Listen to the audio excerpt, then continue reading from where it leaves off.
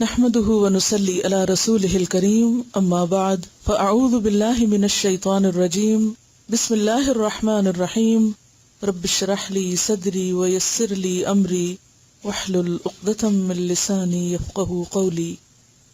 ایک دفعہ درود شریف پڑھ لیجیے.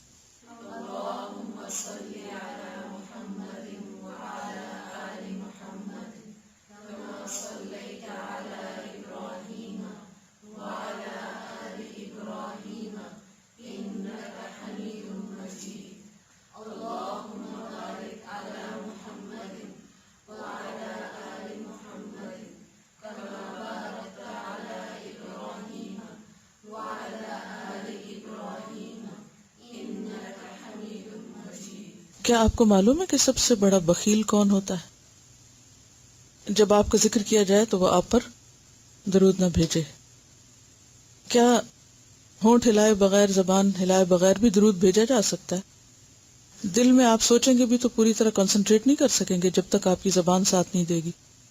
یہ چھوٹے چھوٹے مواقع ہوتے ہیں جن سے فائدہ اٹھا سکتے ہیں. اور ایک دفعہ درود شریف پڑھنے کا فائدہ کیا ہے؟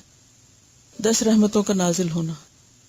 تو اگر ہم اس وقت کو، چاہے ہم اپنے کاغذ قلم بھی اٹھا رہے ہیں، رکھ رہے ہیں، اور ساتھ ہم اگر اس وقت کا فائدہ اٹھائیں تو اپنے ہی لیے فائدہ اٹھا رہے ہیں. 10 رحمتیں آ رہی ہیں، اور اگر محروم کرتے ہیں تو خود ہی کو کر رہے ہیں.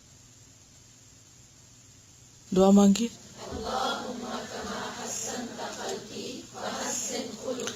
دوسری دعا بھی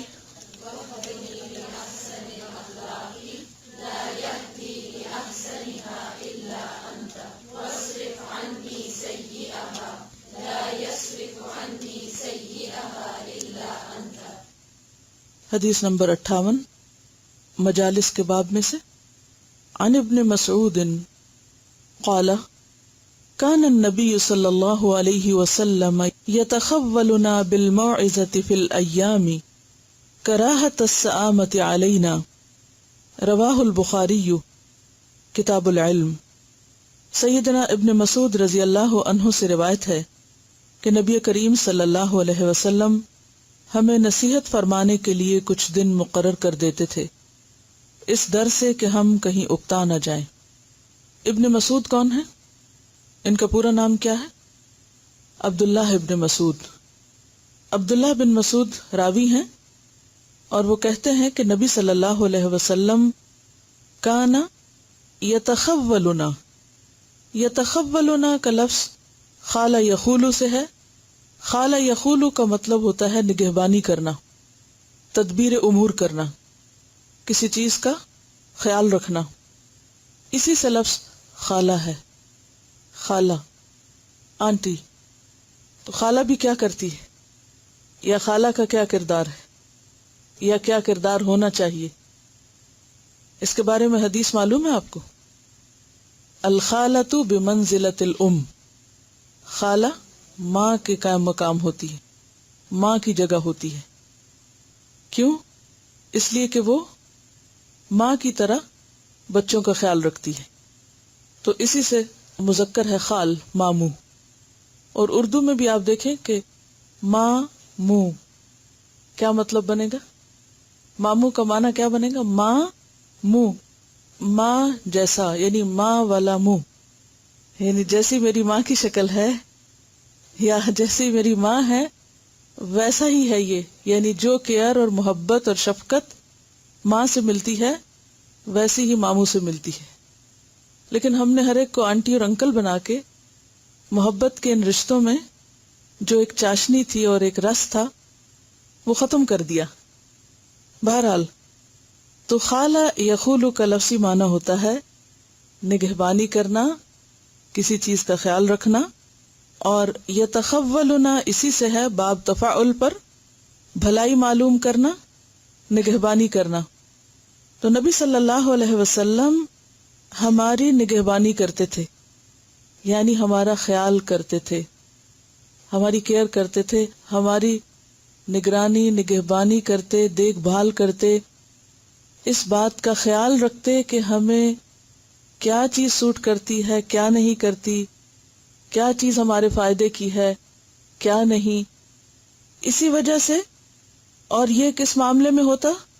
بالموعظتی، نصیحت کے معاملے میں بھی نصیحت انسان کے لیے ایسی ہی ضروری ہے جیسے انسان کے لیے غذا ضروری ہے.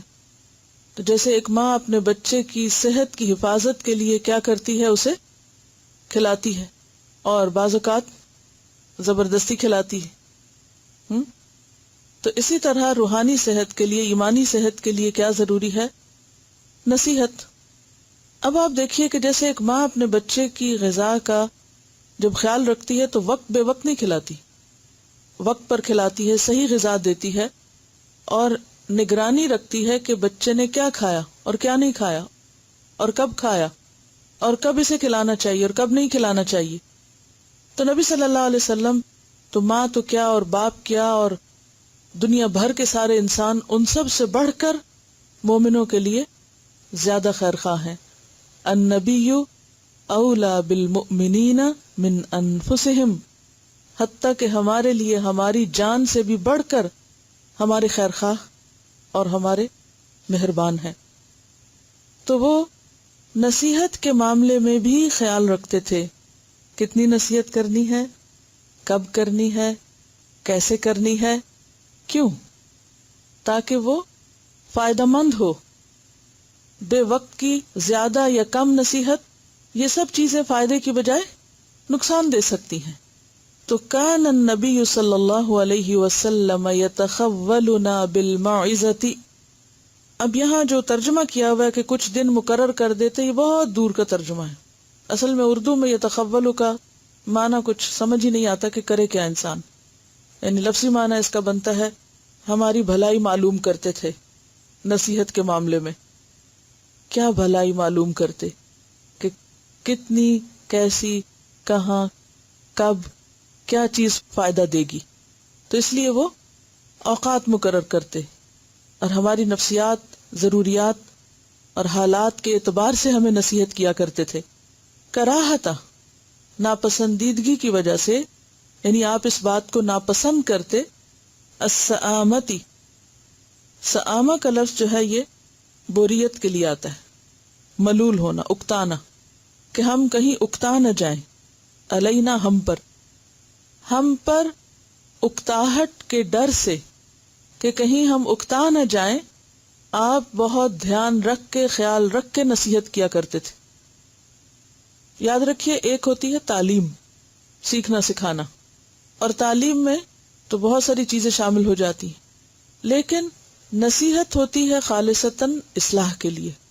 اور اگر اصلاح کا کام بے سوچے سمجھے کیا جائے تو بسا اوقات وہ الٹا نقصان دہ ہو جاتا ہے.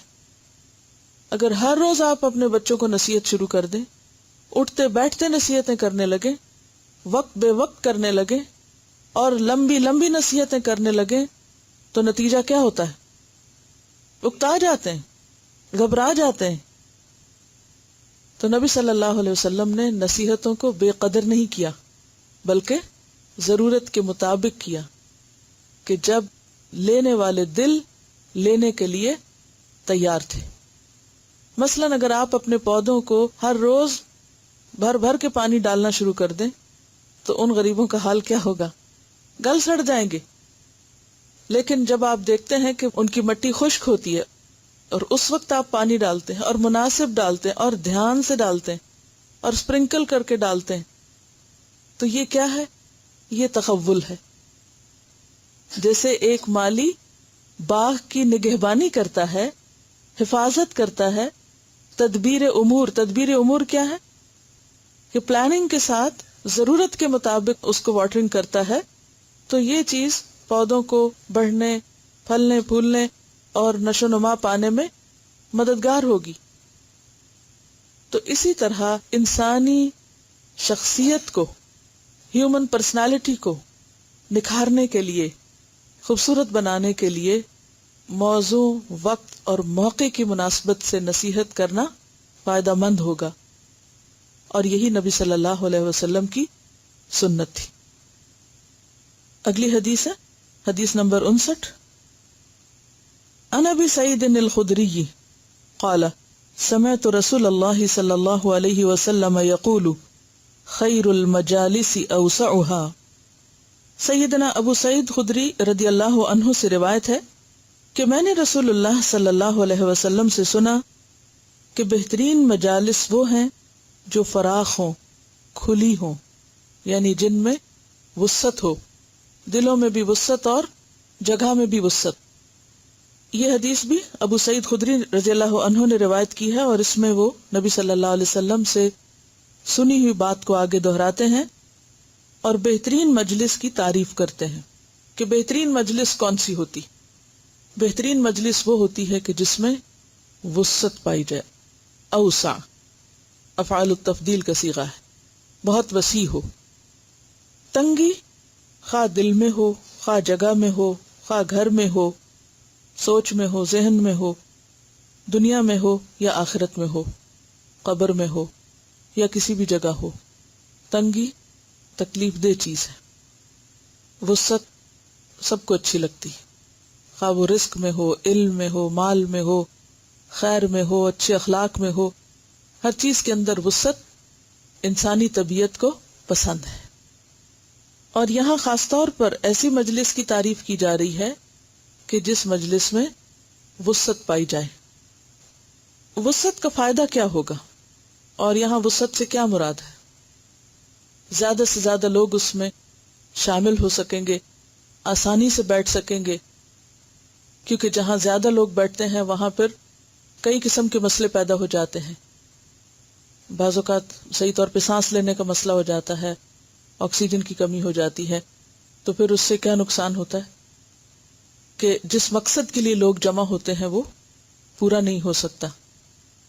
نبی صلی اللہ علیہ وسلم نے نہ صرف یہ کہ مجلس کی وسعت کی بات کی ہے بلکہ ایک دعا بھی سکھائی ہے جو وضو کے اذکار میں شامل ہے، اللہم اغفر لی ذنبی ووسع لی فی داری وبارک لی فی رزقی، کہ اے اللہ تو میرے گناہ معاف کر دے اور میرے گھر میں وسعت پیدا کر دے، یعنی میرے گھر کو فراخ کر دے، اور اس میں بھی حصی معنوں میں بھی اور مانوی طور پر بھی، ظاہری بھی اور دلوں کی بھی وسعت، سب چیزیں اس میں شامل ہیں۔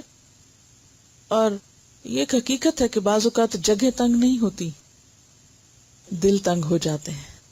عربی میں ایک شعر ہے جو کہتے ہیں کہ ما ضاقت البلاد باہلھا، شہر یا ملک لوگوں کے رہنے سے تنگ نہیں ہوتے بلکہ دلوں کی تنگی سے جگہ تنگ ہو جاتی ہے۔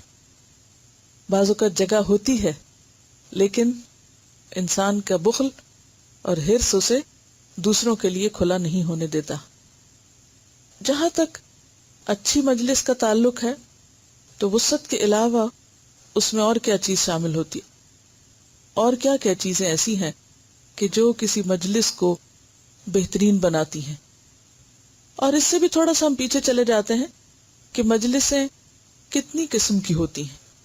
مثلا آپ کو پچھلے ہفتے ہوم ورک دیا گیا تھا کہ مختلف مجالس میں اللہ کے ذکر کی کوشش کریں شعوری طور پر۔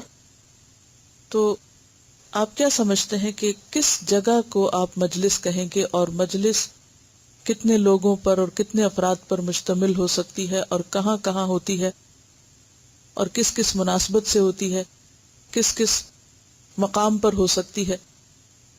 تو کچھ آپ بتائیں گے مجھے؟ سب سے پہلے ہم یہ لیتے ہیں کہ مجلس کہتے کس کو ہیں؟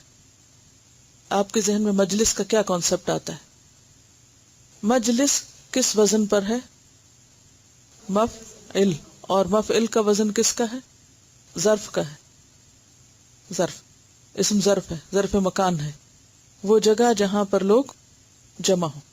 اور اب دیکھیے کہ ظرف کے معنی میں وسعت ہے، مکان کے علاوہ زمان بھی ہوتا ہے۔ تو بسا اوقات ایک مجلس، اور آج کے دور میں ایک مجلس مکانی مجلس نہیں بلکہ زمانی مجلس ہو سکتی۔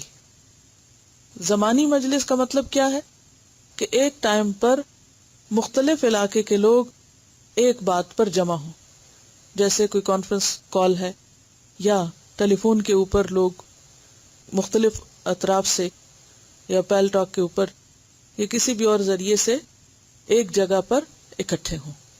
اگرچہ یہ لفظ جلسہ سے نکلا، جلسہ یجلس جلوس سے، بیٹھنے کے معنوں میں، تو ایک آئیڈیل مجلس تو قریب قریب لوگوں کا ساتھ ساتھ بیٹھنا ہے، لیکن اگر کسی بھی ایک نقطے پر یا ایک مرکز پر لوگ اکٹھے ہیں تو خواہ فاصلے دور ہی کیوں نہ ہو، اگر بات ایک ہے، موضوع ایک ہے، مقصد ایک ہے، تو وہ ان کے فاصلے کے باوجود بھی ان کو ایک مجلس میں شامل کر دیتی ہے۔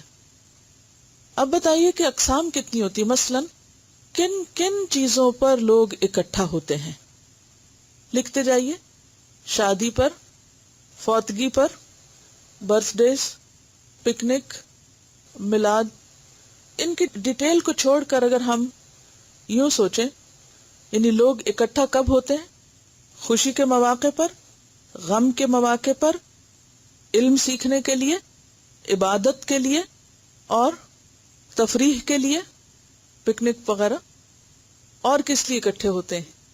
کھانے پر، یعنی ضروری نہیں کہ خوشی کا یا غم کا موقع ہو یا کوئی علم کی بات ہو یا کوئی عبادت ہو، بلکہ صرف سوشلائزیشن، صرف ملاقات، کھانے پر اکٹھے ہونا۔ اور کوئی موقع سوچئے، عبادت کے لیے جب جمع ہوتے ہیں تو خواہ وہ نماز ہے، خواہ وہ حج ہے، خواہ وہ کوئی ایسا اور موقع۔